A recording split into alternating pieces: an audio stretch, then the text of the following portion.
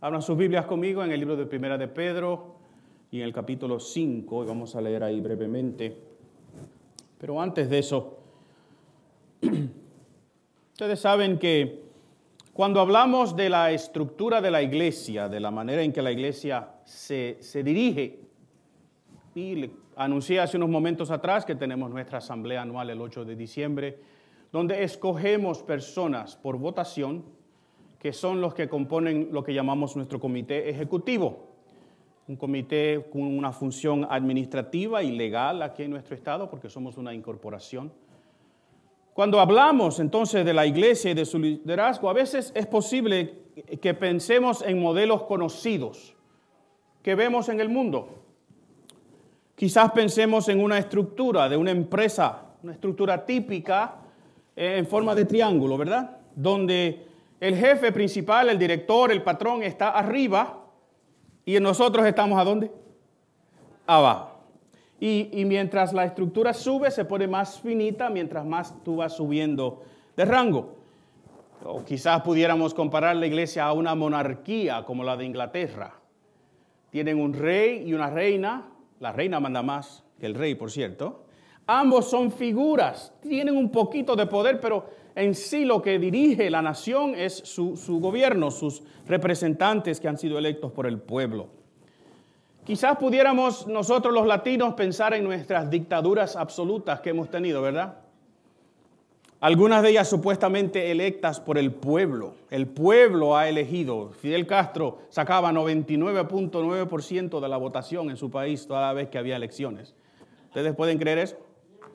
Son dictaduras absolutas, supuestamente con libertad, pero quizás entendemos que no hay libertad de voto. Quizás pudiéramos pensar en este país. Nosotros vivimos aquí en los Estados Unidos, recuérdense que no somos una democracia, somos una república, hay una gran diferencia. Una república quiere decir que tenemos dos cámaras electas, ¿verdad? La Cámara de Representantes, el Senado, y hay un presidente y hay una Corte Suprema. Y esas cuatro organizaciones se supone que trabajen en balance. Así que no somos una democracia, somos una república, nos representan en el Congreso. Y quizás en estos días usted ha visto en la televisión o leído en las noticias la manera en que estas ramas están funcionando las unas con las otras, ¿verdad? Donde nuestra Cámara de Representantes le ha acusado a nuestro presidente de ciertas cosas que ellos consideran que son dignas de que lo quiten. Es un proceso legal que tiene nuestro sistema. Quizás pensaríamos en que somos una república aquí en la iglesia. Y nosotros yo creo que entendemos en cada uno de esos casos, entendemos cuáles son los puntos débiles que tienen cada una de estas cosas. Entendemos cómo debe nuestro gobierno obrar a favor del ciudadano, ¿verdad? Y nos quedamos con las expectativas y las promesas. Y quizás ese es el trasfondo, eso es lo que corre por nuestra mente cuando pensamos en cómo se dirige la iglesia. ¿Cómo es que la iglesia funciona? ¿Serán esas que yo mencioné las maneras en que una iglesia debe ser dirigida? Pues miren, permítanme sugerirles que no. Y en el pasaje que nosotros vamos a leer aquí, el capítulo 5 del libro de Pedro, de su primera carta, el último capítulo de esta carta, nosotros vamos a ver otro modelo. Pero interesantemente, con casi todos los modelos que Dios ha establecido, lo importante en sí no es el modelo, sino cómo funciona ese modelo. En sí no es la estructura, sino lo que Dios dice de cómo se deben llevar las personas que son parte de ese modelo. Así que mientras estudiamos este último capítulo, yo quiero que ustedes piensen en eso. Hemos estado estudiando el libro de Primera de Pedro bajo este tema general. Nosotros somos, ¿qué en esta tierra? Extranjeros y peregrinos. Somos extranjeros porque no somos de aquí. No tanto en lo literal, de inmigrantes que somos, sino espiritualmente hablando, nuestra ciudadanía no es de aquí. La Biblia dice que nuestra ciudadanía está en los cielos, de donde esperamos la manifestación de nuestro Señor Jesucristo. Pero también dijimos que somos peregrinos, porque al no ser de aquí, ¿para dónde vamos? Yo me voy para el cielo. Yo no sé a usted para dónde se va cuando Dios lo llame o Cristo venga, pero yo quiero irme para el cielo, ¿verdad que sí? Yo quiero irme a la presencia de mi Dios, a lo que Él tiene guardado y esperado y prometido para mí. Así que somos extranjeros y peregrinos y hemos visto una serie de temas durante estas últimas semanas. No los voy a mencionar todos, pero lo voy a resumir en los 3 que hablamos, que yo pensé que esta carta tiene 3 temas predominantes. Uno es que tenemos una nueva identidad, que al ser extranjero y peregrino, eso quiere decir que tú eres diferente. Tú eres diferente al mundo que te rodea, tú no eres de aquí. Y de la misma manera que casi todos nosotros, y aún los que hemos nacido aquí, somos inmigrantes aquí, ¿verdad que sí? ¿Somos de aquí, sí o no? Ni los puertorriqueños son de aquí. Somos de allá. Nos gustan nuestras cosas. Este frío cuando da, no importa cuánto tiempo usted tenga en este país, cuando se pone como estaba anoche y hoy, ¿qué es lo que sentimos? Yo quisiera irme para dónde. Y aún los que han nacido aquí saben de lo que yo estoy hablando, ¿verdad? No somos de aquí, tenemos una nueva identidad. Y también nos dimos cuenta que esa nueva identidad, nos dice Pedro, debe causar en nosotros una conducta diferente. Y Pedro la llama una buena conducta. ¿Cómo te conocen a ti en tu vecindario? ¿Cómo te conocen en tu trabajo? Es más, ¿cómo te conocen en tu casa? Porque aquí todo el mundo anda encorbatado, ¿verdad que sí? Aquí mostramos lo mejor que tenemos. Y qué bueno eso, ¿verdad? Vengan con lo mejor que usted tenga y pórtese bien aquí en la iglesia, pero cuando estamos en nuestros trabajos, ¿qué dice nuestra conducta de nosotros? Y Pedro nos exhorta a tener una buena conducta.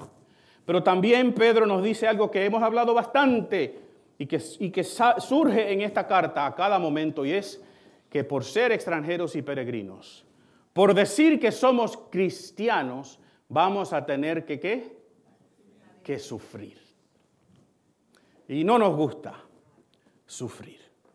Pero como extranjeros y peregrinos que somos aquí en la tierra, tenemos que sufrir.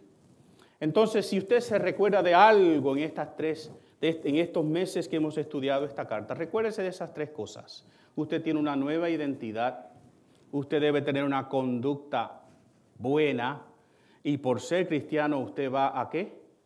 A sufrir. Y Pedro le llama a ese sufrimiento un gozo. Qué contradicción más linda, ¿verdad que sí?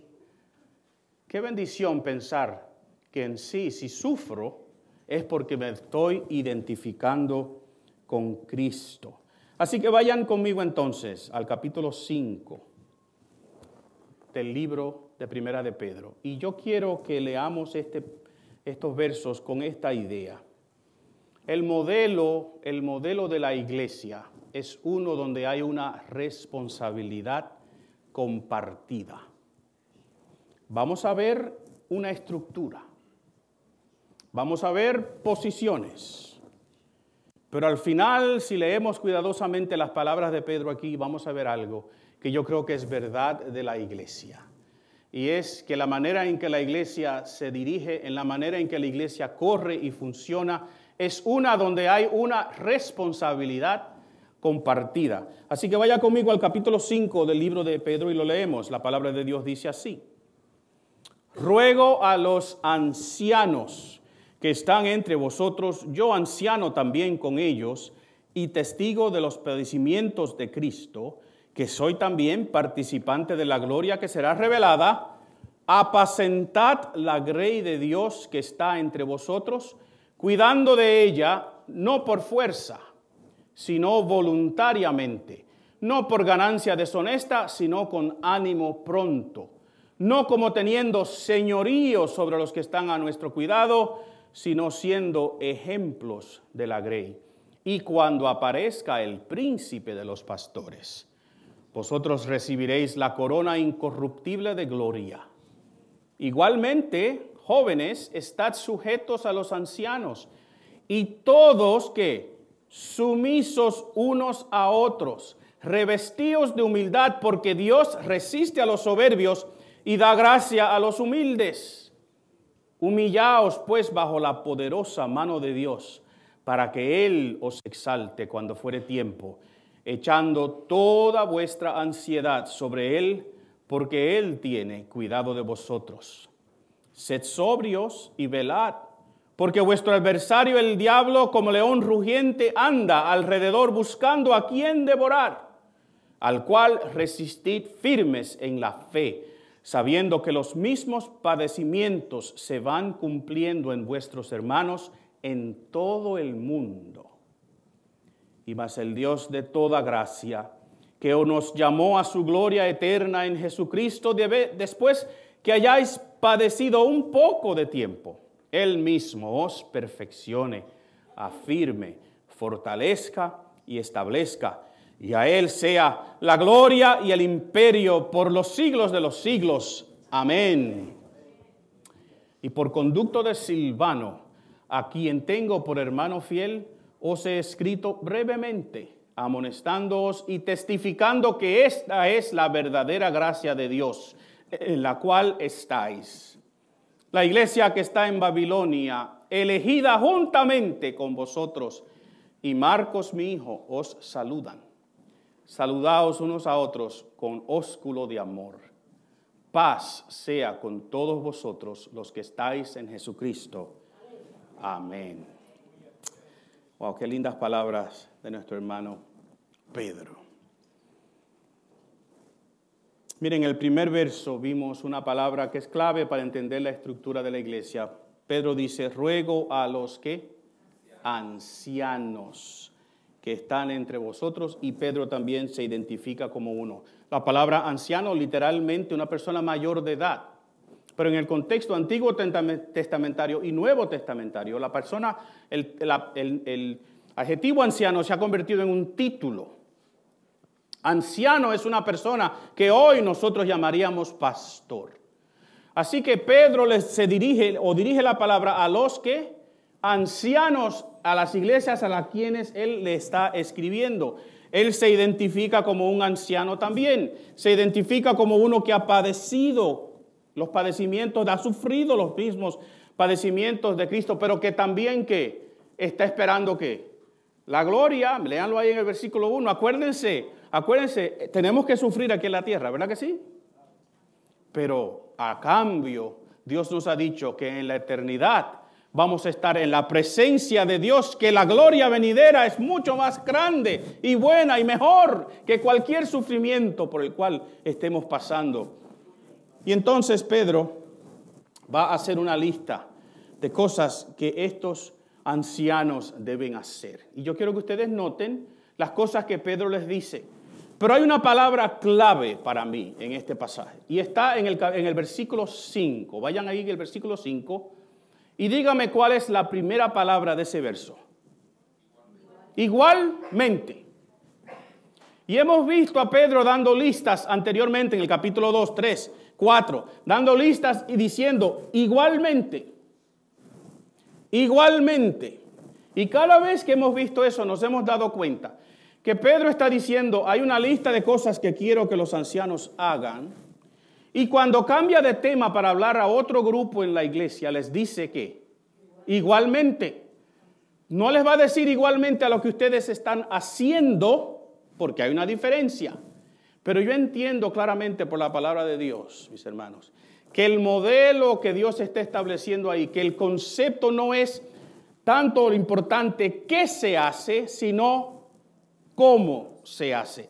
Que ese igualmente que está ahí, lo que Pedro está diciendo es de la misma manera que los ancianos tienen ciertas responsabilidades, pero cierta manera de conducirse cuando hacen eso, entonces ¿qué? Igualmente, ¿quiénes? Los más jóvenes. En otras palabras, todos los otros que están allí, igualmente tienen una responsabilidad de conducirse de la misma manera. No es tan importante qué vamos a hacer, sino que cómo lo vamos a hacer. Y por eso es que yo creo que es una responsabilidad compartida. Entonces, miren conmigo qué es lo que yo estoy diciendo. Ser parte de una iglesia es tener una responsabilidad compartida de hacer ¿qué? De cuidarnos. Miren lo que Pedro le dice a los pastores. a los ancianos. Versículo 2 dice, apacentad la grey. ¿Qué es una grey? Un rebaño, ¿verdad? Literalmente un rebaño. Nosotros usamos esto para describir a ustedes como la grey de Dios, porque si yo le digo a ustedes ovejas o ovejos, se van a poner un poquito enojados conmigo, pero si le digo grey, pues ustedes entienden. Pero la palabra grey quiere decir rebaño, ¿verdad? Apacentad la grey de Dios que está entre vosotros. ¿Haciendo qué? Cuidando de ella. Entonces se nos dice, ¿cómo es que vamos a hacer eso?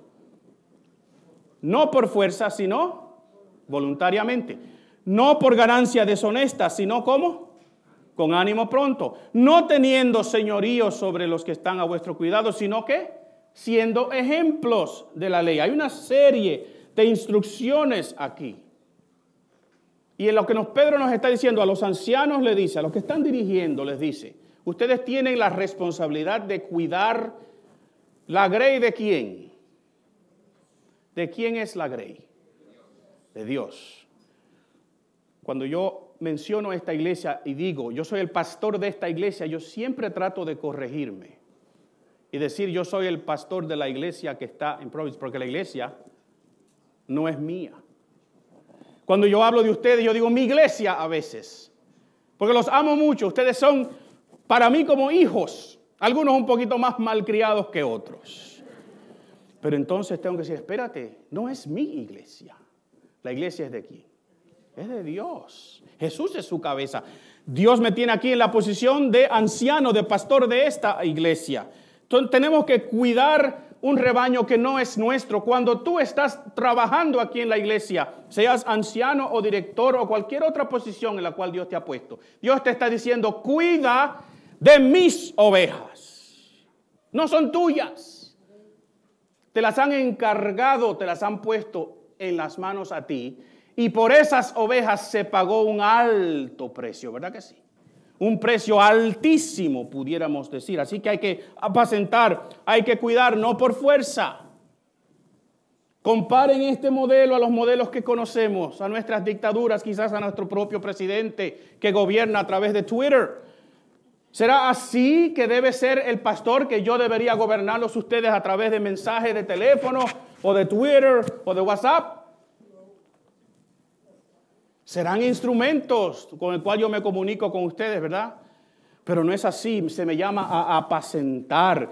Y la imagen que viene a nuestra cabeza debe ser, a nuestra mente, debe ser el Salmo 23. Jehová es mi pastor, nada me faltará. En lugares de delicados pastos, ¿qué?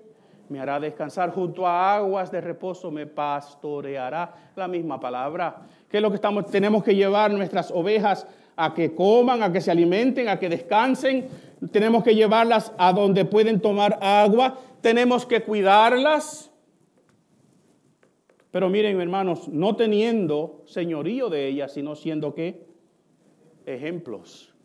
Y Pedro nos dice, y cuando el príncipe de los pastores, versículo 4, y cuando aparezca el príncipe de los pastores, vosotros recibiréis la corona incorruptible. Y es si han hecho esto que está en esa lista de la manera en que yo les dije. ¿Ustedes captaron eso? Si han apacentado, si han cuidado, si han llevado las ovejas a tomar agua, a comer, si están bien. Y no lo han hecho por ganancia deshonesta. Y mis queridos, vivimos en un mundo en el día de hoy donde quizás tristemente pudiéramos decir que hay muchos pastores, entre comillas, en el día de hoy que están viviendo de sus iglesias deshonestamente, que no están cuidando a sus ovejas, sino que se están aprovechando de ellas. Qué triste. ¿Será ese el modelo que Dios pone allí? ¿Será ese el modelo que Dios exige de mí? Yo creo que no.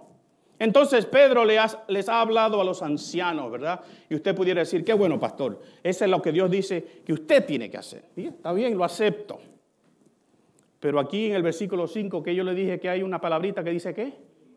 Y díganla bien alto conmigo. Igualmente. Igualmente. Ay, a mí me gustan los igualmente en esta carta. Porque ¿qué es lo que Pedro me está diciendo? Igualmente ustedes más jóvenes, todo el resto que queda, que no son los ancianos, ni por edad, ni por título, tienen también una serie de responsabilidades. Entonces, ser parte de una iglesia es tener una responsabilidad compartida de lo que dice aquí, de estar sujetos en humildad. Ser parte de una iglesia es tener una responsabilidad compartida. En otras palabras, todos tenemos esta responsabilidad. ¿Está conmigo? No es el pastor nada más, todos. De estar sujetos el uno al otro en ¿qué? Humildad. En los versículos 5 en adelante dicen, igualmente, jóvenes, estad sujetos a los ancianos. Yo quisiera de vez en cuando decirle a nuestros jóvenes aquí en la iglesia, ustedes tienen que estar sujetos al pastor. Pero Pedro me daña el plan porque me dice, y todos, ¿qué? Sumisos unos a otros.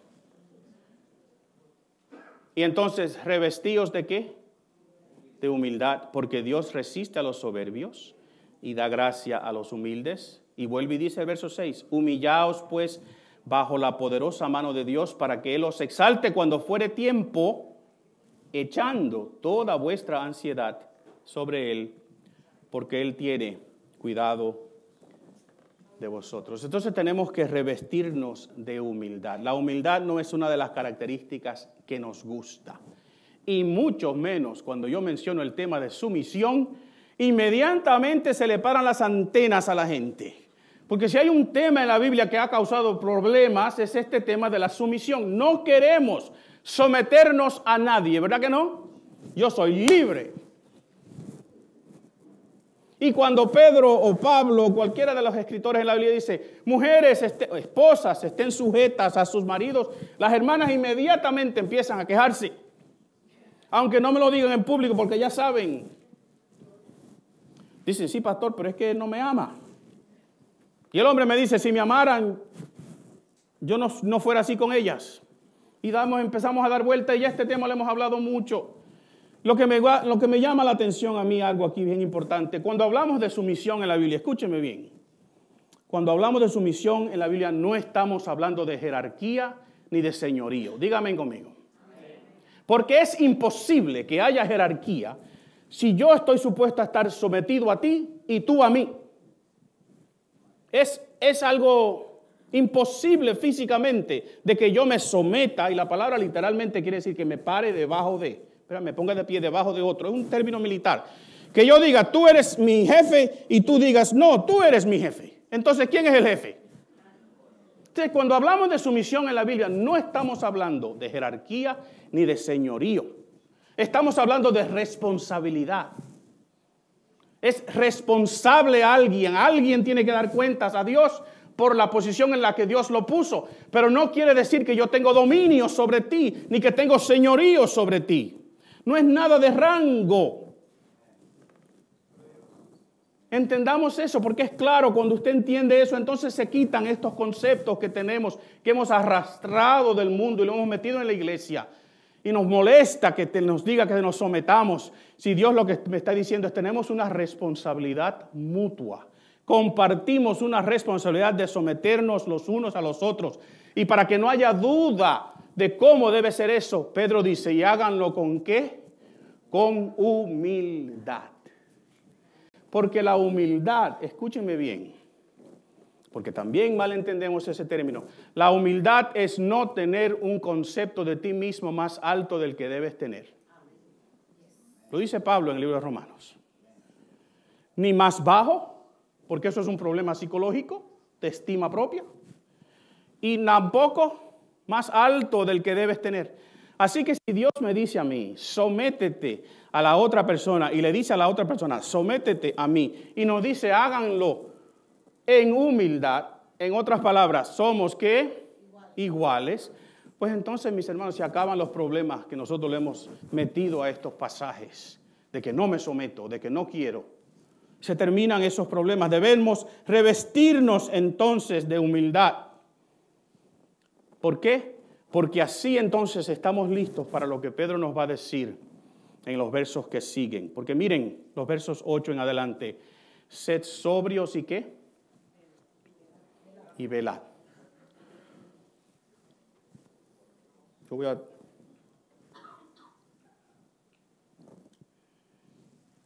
Si yo fuera Richard Attenborough, David Attenborough, aquí vemos dos gacelas que están luchando y no se están dando cuenta que viene un león.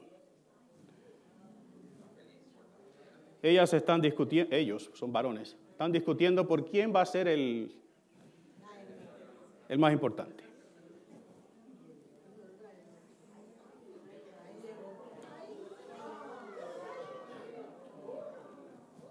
Lo voy a dejar ahí para que vean el almuerzo un poquito. No. Los que les gustan las gacelas, ¿verdad? Y no se vieron las dos gacelitas que estaban al frente. Habían dos gacelas al frente. ¿No salieron? ¿La vieron? ¿Qué hicieron esas gacelas?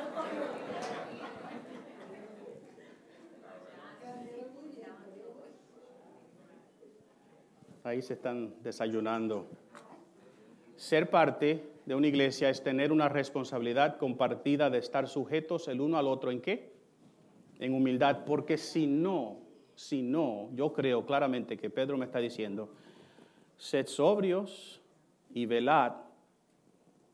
Porque cuando yo no soy humilde, lo que yo estoy diciendo es, yo no necesito la ayuda de nadie. ¿Qué es lo que estaban haciendo esas dos gacelas?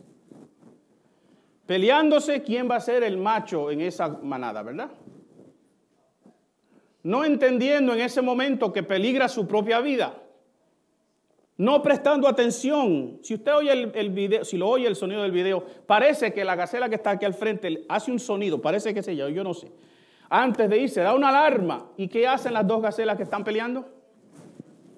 ¿Saben qué? Yo sé que es un ejemplo, es un video, pero a la misma vez yo veo aquí que estas dos gacelas están peleando completamente desapercibidas del peligro que tienen al frente. ¿Por qué?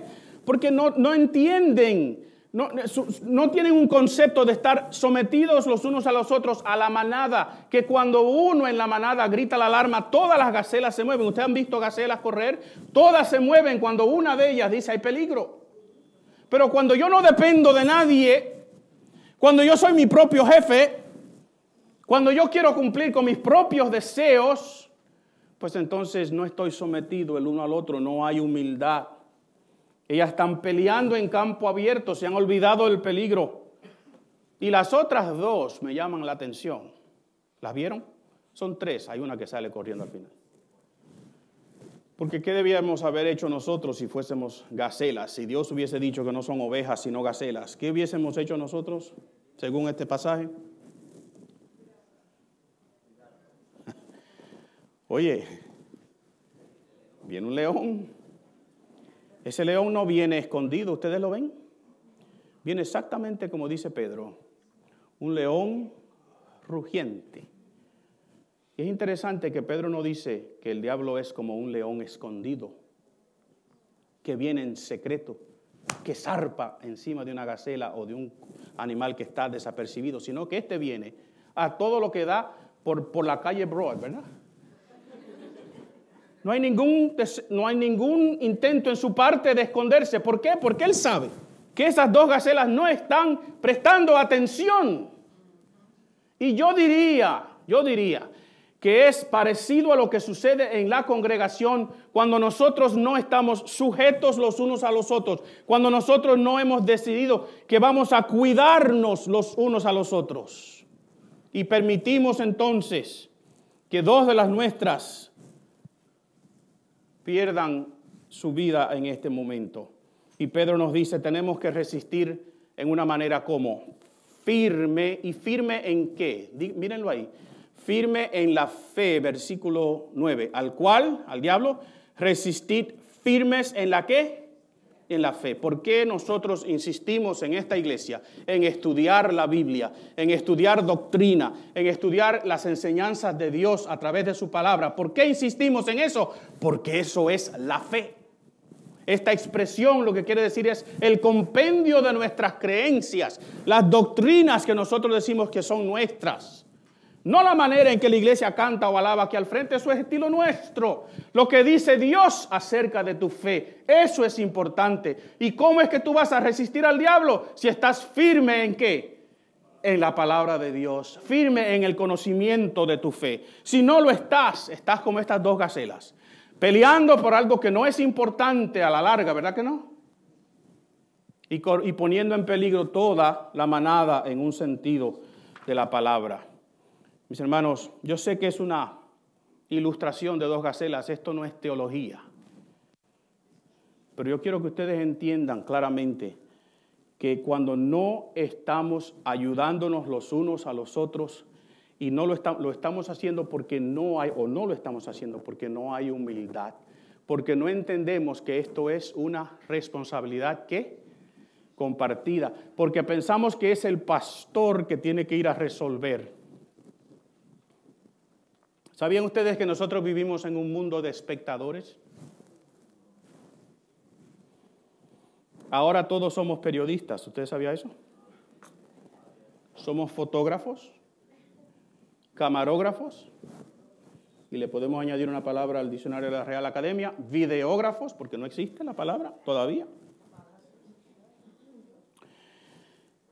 Cuando algo sucede, un accidente o algo, ¿qué es lo que la gente hace inmediatamente? Empiezan. Un día esto lo voy a grabar yo a ustedes. Una nación de espectadores. Alguien puede estar en peligro. Alguien puede estar en un accidente horrible y estar sangrando. ¿Y la gente qué hace? Y algunos empiezan a dar la narración. Miren, en la iglesia no queremos camarógrafos. Cuando algo está sucediendo, queremos ser personas que entendemos que tenemos una responsabilidad compartida de ayudar. Díganme conmigo. De en vez de decir, mira por lo que está pasando fulanito de tal, y ser bien judío en nuestra aplicación y decir, algo tiene que haber hecho. En vez de eso, y sacar nuestro video, nuestro teléfono espiritual y empezar a grabar lo que le está pasando a la persona, dejemos eso y dejamos, no, tenemos que ayudar. Cuando yo comencé como su pastor oficialmente aquí, ¿se acuerdan? Les dije que no debíamos ser solucionólogos, me inventé una palabra. Porque hay meteorólogos, ¿verdad? ¿Sabes lo que hace un meteorólogo? ¿Qué hace? Te dice, va a llover. La iglesia está llena de soluciones, no esta, porque ustedes son una tremenda iglesia, pero hay muchas iglesias que están llenas de solucionólogos. No hay tal palabra, no la busqué, me la inventé yo, la mandé a la Real Academia a ver si me la aceptan. Un solucionólogo es uno que dice, va a llover, necesitas una sombrilla, y coge la de él y se va, y te deja a ti bajo la lluvia. Te dije que iba a llover. No queremos los meteorólogos que siempre nos están diciendo, pastor, esto va a pasar.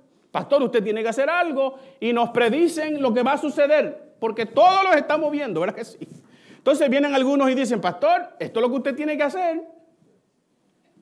Usted es el pastor. Meteorólogos y solucionólogos. Y yo le dije, seamos solucionistas, tampoco una palabra que está en la Real Academia. ¿Pero qué? El solucionista es el que dice, mira, va a llover.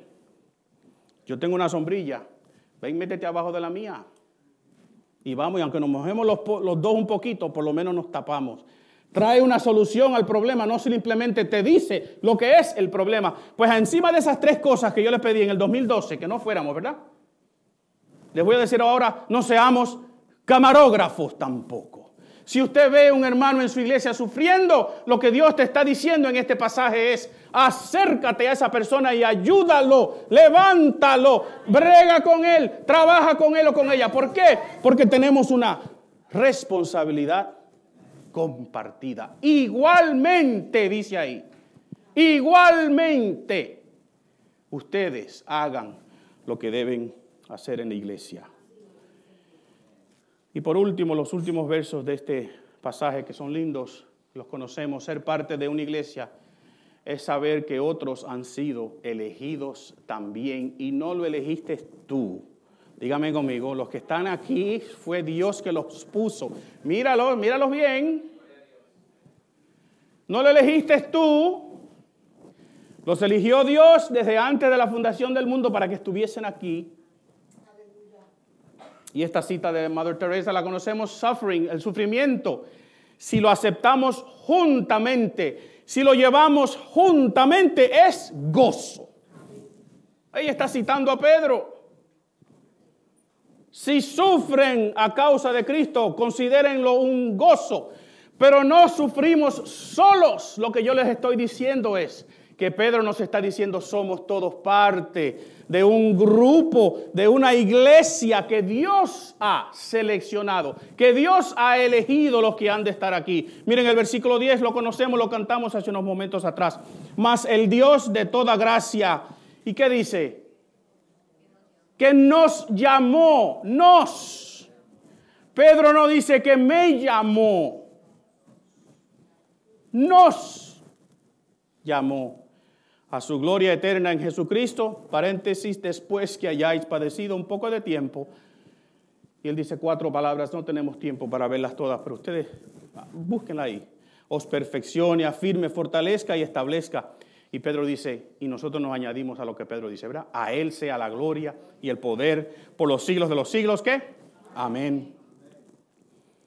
Hemos sido todos llamados a su gloria eterna. Hemos sido elegidos, dice ahí el pasaje. Y si usted sigue leyendo, dice, por conducto de Silvano. Y aparece, esto parece simplemente que es Pedro cerrando la carta, ¿verdad? Pero hay 2 cositas aquí, miren, que yo pudiera hacer un sermón de ellas nada más y pasarnos 4 horas más hablando de esto. Porque Pedro dice, por conducto de Silvano, o Silas, porque es el mismo nombre, ¿verdad? Que aparentemente Silvano fue quien escribió lo que Pedro le dictó. O quizás es la persona que va a llevar la carta, porque la expresión se puede usar de cualquiera de las 2 maneras. Pero miren, dice, a quien tengo por hermano fiel. Y en el original dice, a quien tengo por el hermano fiel. En otras palabras, el título que tenía Silvano en la iglesia, la gente lo conocía como el hermano fiel. ¿Y cómo es que nos conocen a nosotros? El cascarrabias.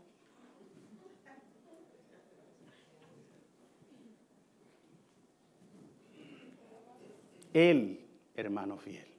¿Cómo nos conocen a nosotros? Yo no sé. Pregúntate. Y después él dice, yo les he escrito brevemente, amonestando y testificando de esta, que es la verdadera gracia. ¿Tú lo crees? ¿Que este mensaje es la verdadera gracia? Saben, si no lo crees, no hay otro mensaje. No hay más nada.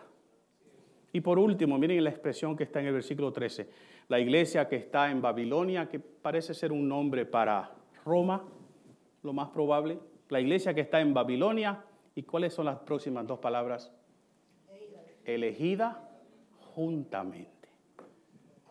Saben, el día de hoy se han reunido millones de personas elegidos juntamente contigo para celebrar a Jesucristo. Tú no estás solo. La iglesia no es esto aquí nada más. En esta ciudad, según un conteo que estamos haciendo, hay más de 200 iglesias hispanas nada más. Algunas pequeñitas, otras un poquito más grandes. Entonces, no estamos solos. Estamos acompañados aquí con una responsabilidad compartida de cuidar los unos por los otros, de ayudarnos los unos por los otros. No queremos camarógrafos en la iglesia. No queremos narradores de los males. Lo que queremos es personas que digan, ven, yo te ayudo. Ven conmigo, yo te levanto. Tú estás llorando, yo lloro contigo. Tú estás alegre, me alegro contigo. Tú necesitas, yo busco. Yo te doy, yo hago por ti. Eso es lo que Pedro nos está diciendo. La estructura de la iglesia no es tanto si el pastor está aquí arriba y los otros están aquí abajo. La estructura de la iglesia es cómo nos relacionamos los unos a los otros. Cómo nos cuidamos. Porque somos todos miembros de un solo cuerpo. ¿Elegido por quién? Por Dios. Antes de la fundación del mundo. Yo quiero que tú cierres tus ojos conmigo en este momento.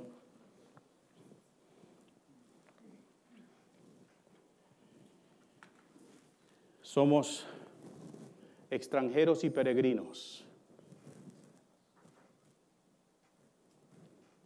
Al ser extranjero y peregrino, mi querido, tú eres o tienes una nueva identidad. Tú tienes que tener una conducta buena, que choque con el mundo a tu alrededor. pero también como extranjeros y peregrinos vamos a sufrir aquí en la tierra. Pero si sufrimos juntos, si nos levantamos el uno al otro, si nos apoyamos el uno al otro, si compartimos las responsabilidades los unos y los otros, la carga se hace mucho más fácil. ¿Serás un mero camarógrafo? ¿Te dedicarás a observar sin participar? ¿O te vas a ser responsable de cuidar a tus hermanos compañeros en todos los aspectos de nuestra vida como iglesia? Los que te caen bien y los que no te caen tan bien. Los que son de tu país y los que no son. Los que hablan tu idioma y lo hablan bien y los que no. ¿Vamos a ser espectadores o vamos a ser hacedores de esta palabra? Vamos a orar. Señor, gracias por esta carta de Pedro que hemos leído y estudiado por tantas semanas ya. Gracias, Señor, porque al final Él nos afirma, nos recuerda algo tan lindo y tan importante. Nadie está aquí en esta iglesia porque le dio la gana venir. Estamos aquí porque tú nos llamas. Estamos aquí y somos creyentes porque tú nos eliges. Tu gracia soberana se ha manifestado sobre nosotros y te damos gracias en este día. Gracias porque somos elegidos juntamente con todas las iglesias que adoraron a Cristo en el día de hoy y han de hacerlo en las horas que aún restan de este día. Gracias, Señor. Gracias. En el nombre de Jesús. Amén y amén. Que el Señor les bendiga y el Señor les guarde.